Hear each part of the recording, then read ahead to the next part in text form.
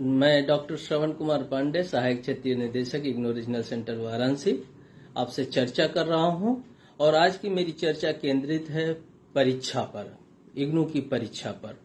तो आप सब लोग जानते हैं इग्नू की परीक्षाएं 2 सत्र में की जाती हैं।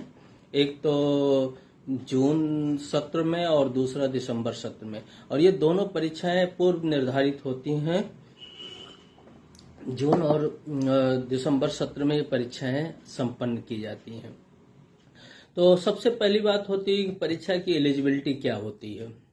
तो परीक्षा में वो विद्यार्थी जिनका मिनिमम एलिजिबिलिटी टाइम उस समय के लिए पूरा हो जाता है, वो परीक्षा फॉर्म भरने के लिए अर्ह होते हैं।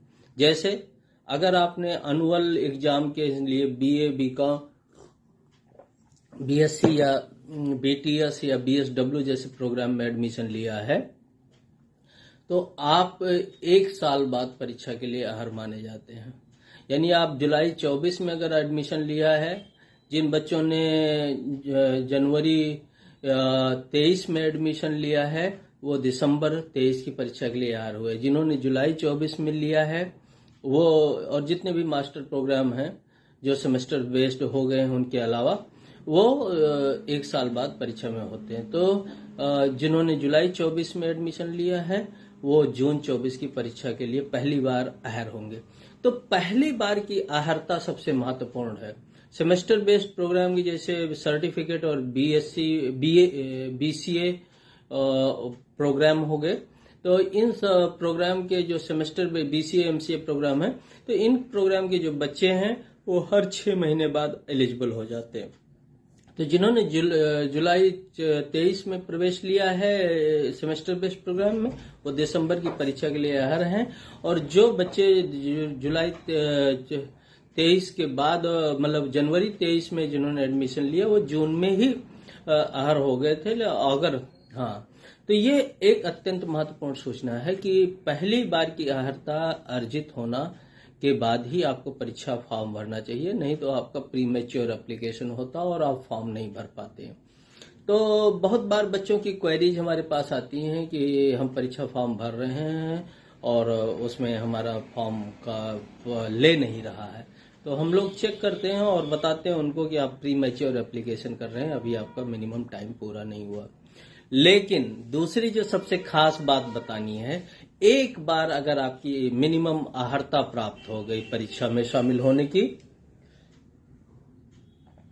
तो उसके बाद आप हर परीक्षा में, जो उसके बाद आने वाली हर परीक्षा के लिए आप एलिजिबल होते हैं।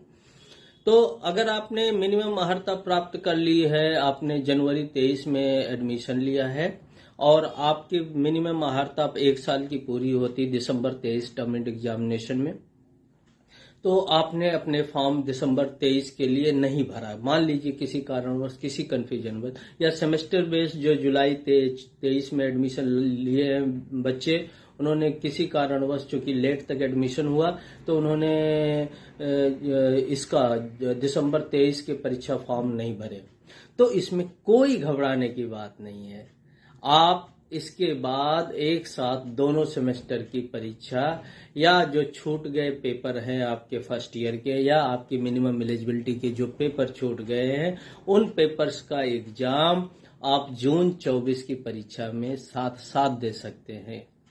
तो एक बार मिनिमम एलिजिबिलिटी पूरा होती है, उसके बाद आप परीक्षा फॉर्म अगले परीक्षा सत्रों के लिए हमेशा भर सकते हैं, इसमें कहीं दिक्कत नहीं होती है।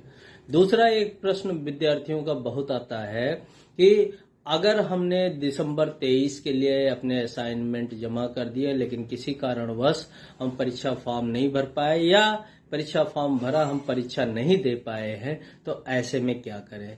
तो उनके लिए भी हमारा सजेशन है कि एक बार आपने असाइनमेंट जमा कर दिया, आपके असाइनमेंट के अवार्ड्स आपके ग्रेड शीट में, इंटरनेट बेस्ड ग्रेड शीट में दिखने लगे या ऐड हो गए, उसके बाद आपको असाइनमेंट दोबारा जमा करने की कभी जरूरत नहीं होती। आने वाले सत्रों में आप परीक्षा को अटेंड कर सकते हैं। मान लीजिए आपने असाइनमेंट जमा किया है दिसंबर 23 के लिए, लेकिन आप जून 24 का भी एग्जाम मिस कर रहे हैं, वो पेपर नहीं दे पा रहे, तो वो हमेशा आपके ग्रेड कार्ड में एक बार चढ़ गया तो चढ़ गया, और उसको दोबारा जमा करने की जरूरत नहीं पड़ेगी। असाइनमेंट केवल एक बार की एक्टिविटीज है।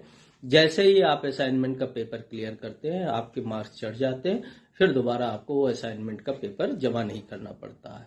लेकिन अगर असाइनमेंट का आपने जमा किया और असाइनमेंट के अवार्ड्स में आपको कंप्लीट नहीं दिखा पाया, जैसे कि मास्टर प्रोग्राम से या अन्य प्रोग्राम के लिए 40% अंक प्राप्त करना अनिवार्य है, और ग्रेजुएशन स्तर के प्रोग्राम के लिए 35% अंक प्राप्त करना अनिवार्य है अधिकांश केसेज में। तो ऐसे में कुछ प्रोफेशनल प्रोग्राम है जिसमें 50% अंक अनिवार्य होते हैं प्राप्त करना।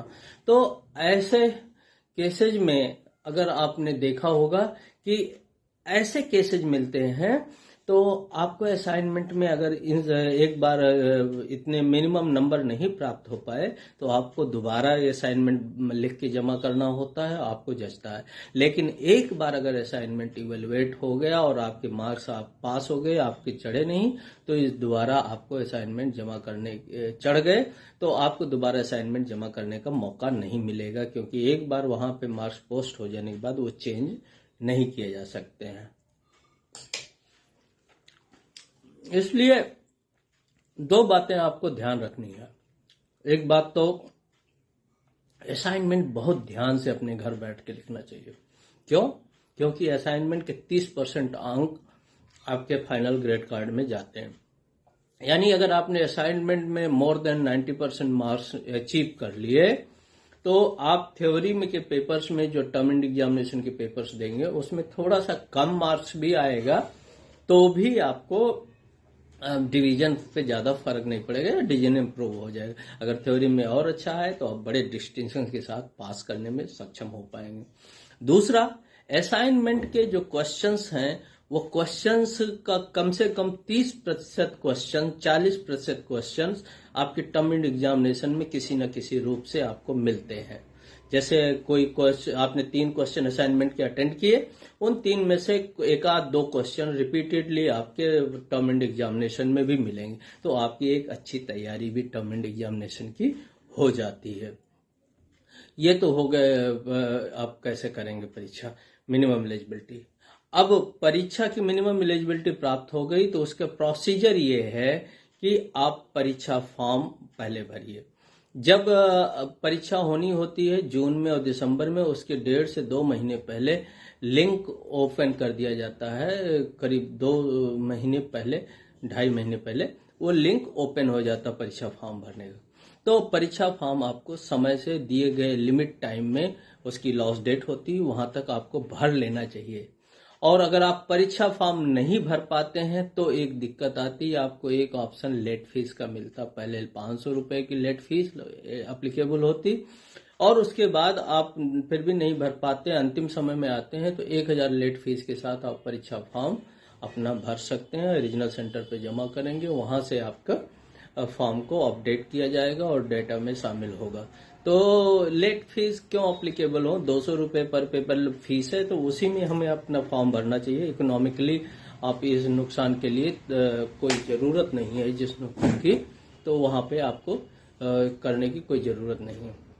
दूसरा जो सबसे महत्वपूर्ण बात है, परीक्षा फॉर्म तो भर दिया, परीक्षा date sheet term end examination के अनाउंसमेंट के समय ही हम पोस्ट कर देते हैं, डेट शीट आप देख सकते हैं। लेकिन डेट से जो आपके पेपर्स की डेट होती है वो आपके हॉल टिकट में होती है। हॉल टिकट क्या होता है? जिसे आप प्रवेश पत्र कहते हैं। परीक्षाओं में शामिल होने का जो प्रवेश पत्र होता है वो इग्नू की भाषा में हॉल टिकट कहलाता है। तो परीक्षा फॉर्म जब भरें तो हॉल टिकट को आप 10 दिन पहले, 15 दिन पहले इग्नू अपने वेबसाइट पे हॉल टिकट अपलोड कर देता है। हर विद्यार्थी को जिसने परीक्षा फॉर्म भरा है उस लिंक को क्लिक करके उसमें अपना एनरोलमेंट भर के और प्रोग्राम का भर के और फिर सबमिट करना पड़ता है और तुरंत उसका हॉल टिकट डाउनलोड हो जाता है। हॉल टिकट में पेपर्स की डेट होती है, कौन सी डेट में कौन सा पेपर्स है। उसके बाद आपको एक कॉलम और होता है जिसमें यह बताया जाता है कि आप कौन सा परीक्षा केंद्र है, कहाँ पर आप परीक्षाएं देंगे, कैसे देंगे। दूसरा होता है कि आपकी आइडेंटिटी भी होती है, उसमें फोटो छपा है, ठीक है। नहीं तो अपने हॉल टिकट के साथ आप आईडी कार्ड अनिवार्यतया आप लेके अपने परीक्षा सेंटर पे जाएंगे। परीक्षा सेंटर आमतौर पर इग्नू के अध्ययन केंद्र होते हैं और हमारी कोशिश होती है कि हर जिले में एक परीक्षा केंद्र बनाया जाए। किसी कारणवश अगर किसी जिले में परीक्षा केंद्र नहीं बना है तो उनके बच्चे निकटतम जिले के परीक्षा केंद्र को ऑप्ट कर सकते हैं, ये सुविधा होती है। तो ये कुछ बातें होती परीक्षा में जाने से पूर्व। अब एक महत्वपूर्ण बात ये भी आती है कि हम परीक्षा तो दे लेंगे, हमारा ठीक है, लेकिन हम तैयारी कैसे करें, पढ़ाई कैसे करें, परीक्षा की तैयारी कैसे करें। ये एक बहुत महत्वपूर्ण प्रश्न है जो विद्यार्थी परेशान है। आमतौर पे एक टर्म है अभिमन्यु सिंड्रोम। अभिमन्यु सिंड्रोम क्या कहते हैं कि आप एंट्री करना तो जान जाते हैं लेकिन एग्जिट का आपको पूरा ज्ञान नहीं है।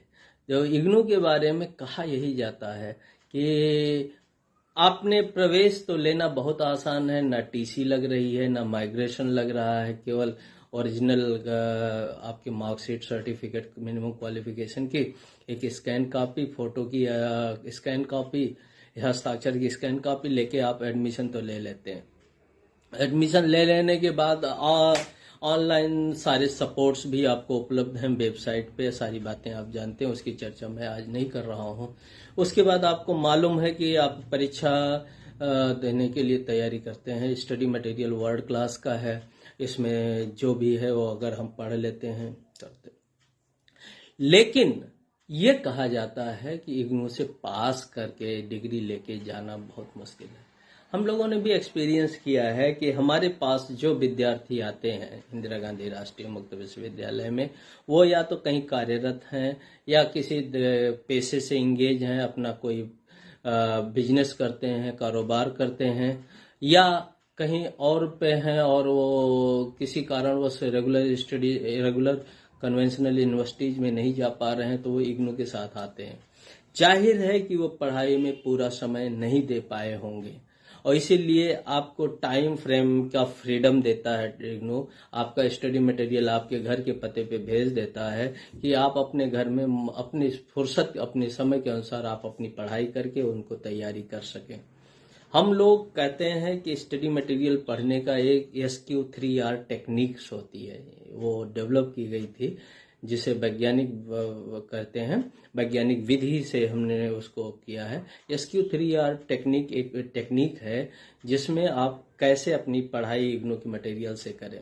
इग्नू के मटेरियल में आपने देखा होगा कि वो ब्लॉक्स में बटे होते हैं और ब्लॉक्स को फिर यूनिट में डिवाइड किया जाता है।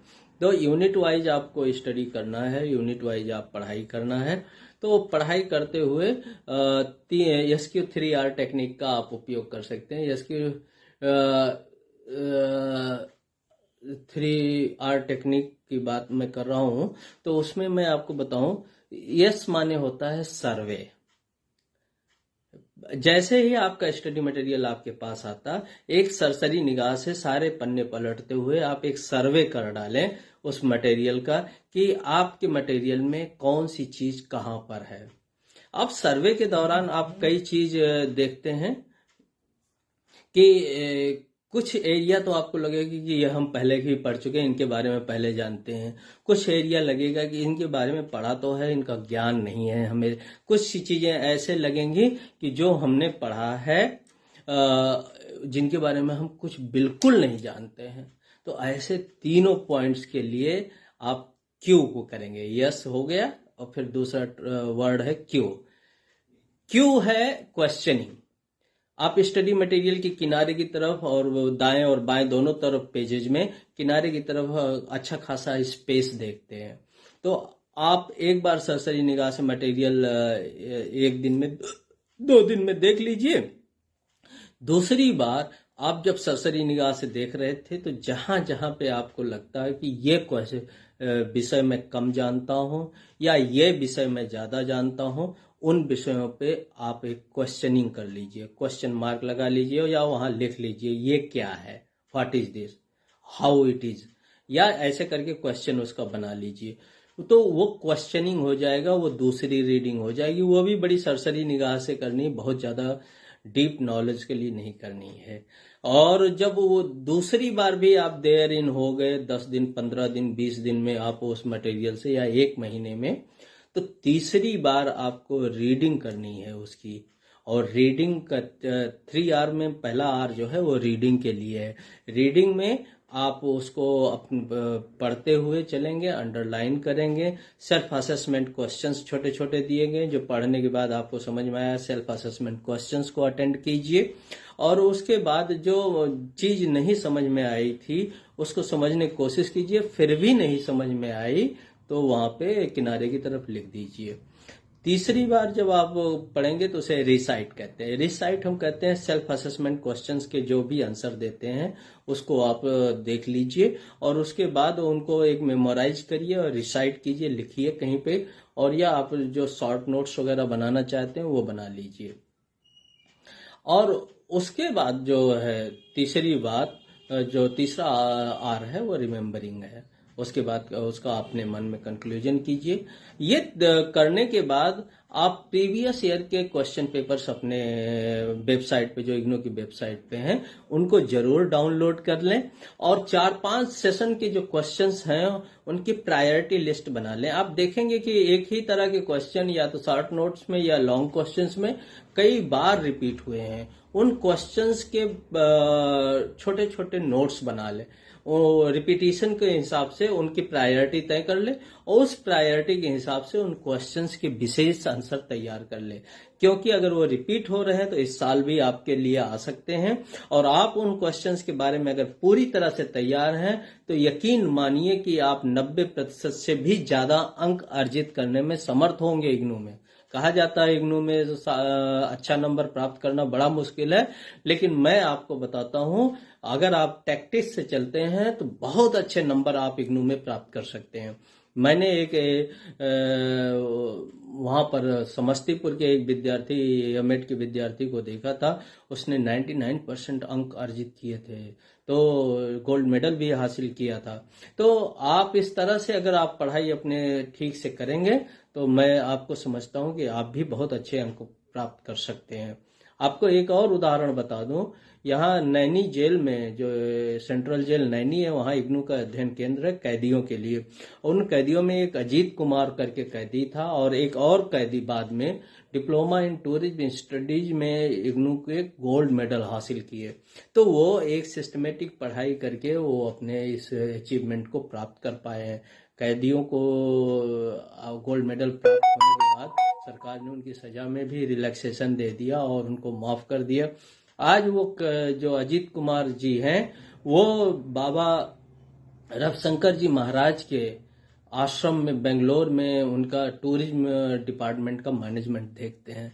तो ये एक बड़ा अचीवमेंट होता है हमारे विद्यार्थियों का, जो वो कर सकते हैं, बशर्ते कि आप अपनी क्वालिफिकेशन अपने ज्ञानार्जन के लिए करिए। इंदिरा गांधी राष्ट्रीय मुक्त विश्वविद्यालय का एक वैज्ञानिक सिस्टम ये इंश्योर करता है कि जो स्तर का आपको ज्ञान के लिए आपने इग्नू में प्रवेश लिया है, उन स्तर का ज्ञान जब तक आप अर्जित नहीं कर पाते हैं तब तक आप इग्नू की परीक्षा को पास नहीं कर पाते हैं। तो ये आप इंश्योर कर लें कि आप उतनी पढ़ाई, अपनी उतने क्रेडिट आवर्स की पढ़ाई को कंप्लीट कर लिया है कि नहीं किया है। दूसरी बात जो सबसे महत्वपूर्ण है, अब कुछ हमारे जो प्रोग्राम्स हैं वो प्रैक्टिकल बेस्ड है और कुछ में है प्रोजेक्ट और इंटर्नशिप बेस्ड है। तो पहले तो ये प्रोजेक्ट और प्रैक्टिकल बेस्ड जो प्रोग्राम थे उनमें कुछ सर्टेन में फीस लगती थी, नहीं लगती थी। अभी सभी प्रैक्टिकल और प्रोजेक्ट प्रोग्राम की फीस है और जनवरी 2023 के बाद जिन बच्चों ने एडमिशन लिया है उनको प्रैक्टिकल और प्रोजेक्ट की फीस को जमा करना है और वो भी समय परीक्षा फॉर्म भरते हुए ही उसी में जमा करना है। क्योंकि जब आप प्रैक्टिकल और प्रोजेक्ट के लिए अपने स्टडी सेंटर पे जाएंगे काउंसलिंग के लिए, क्योंकि प्रैक्टिकल और प्रोजेक्ट में प्रैक्टिकल के काउंसलिंग में 75% अटेंडेंस अनिवार्य है। तो इसलिए जब आपको वहां जाना होगा तो आपको वो या तो फी रिसिप्ट लेके या तो आपका वो जो डॉक्यूमेंट्स है, आपका हॉल टिकट, वो लेके जाना होगा, और आपका या कोई प्रूफ लेके जाना पड़ेगा कि हमने फीस जमा कर दी। अदरवाइज वो सेंटर आपको अलाउ नहीं करेगा आपको प्रैक्टिकल या प्रोजेक्ट के काउंसलिंग और एग्जाम में पार्टिसिपेट करने के लिए। प्रैक्टिकल और प्रैक्टिकल के जो एग्जाम होते हैं वो सेंटर पे ही होते हैं। जिस पहले 4-5 दिन उनकी पढ़ाई कराई जाती है, प्रैक्टिकल कराया जाता है 6 दिन, और 7वें दिन उसके एग्जाम हो जाते हैं। तो हर पेपर में ऐसे ही उसके जब जितने भी प्रैक्टिकल पेपर आप ऑप्ट करते हैं उनके एग्जाम ऐसे दिए होते हैं। तो ये एक सिस्टम था जिनके जरिए आप अपनी परीक्षाओं की अच्छी तैयारी कर सकते थे, जिसमें मैं आपको, क्योंकि हमारे विद्यार्थियों के बहुत से प्रश्न आ रहे हैं परीक्षाएं कैसे करें, और इन पे हमें थोड़ी चर्चा करनी थी, और मैं अपनी चर्चा को, परीक्षा संबंधी चर्चा को यहीं पे विराम देता हूं। उम्मीद करता हूं आप हमारे द्वारा बताए गए इस विधि से अगर अपनी पढ़ाई कर पाएंगे तो बहुत अच्छे नंबर प्राप्त कर पाएंगे।